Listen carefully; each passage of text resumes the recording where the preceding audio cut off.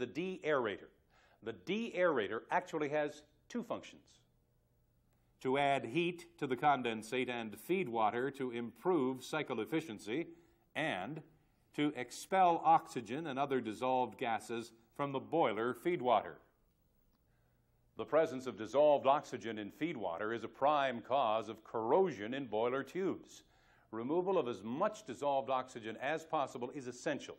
And normally we try to limit the amount of dissolved oxygen in feed water to as low as 2 or 3 parts per billion. A typical deaerator looks like this.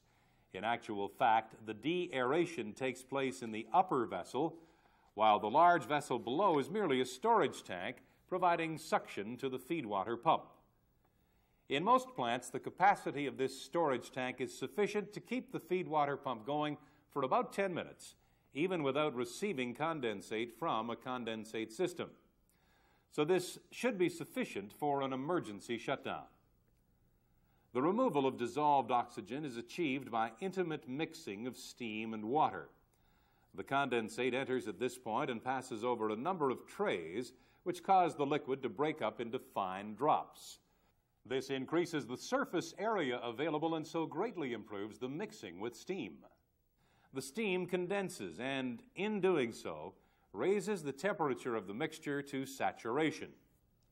This action liberates the oxygen which is present, and this is exhausted from the vents at the top of the deaerator.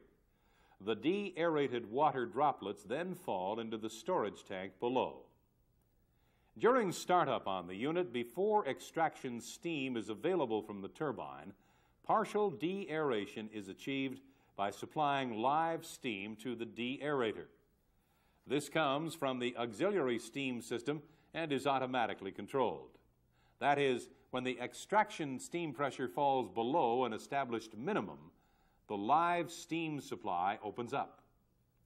The deaerator vents may be piped to the condenser, but frequently they are released to atmosphere through a vent condenser.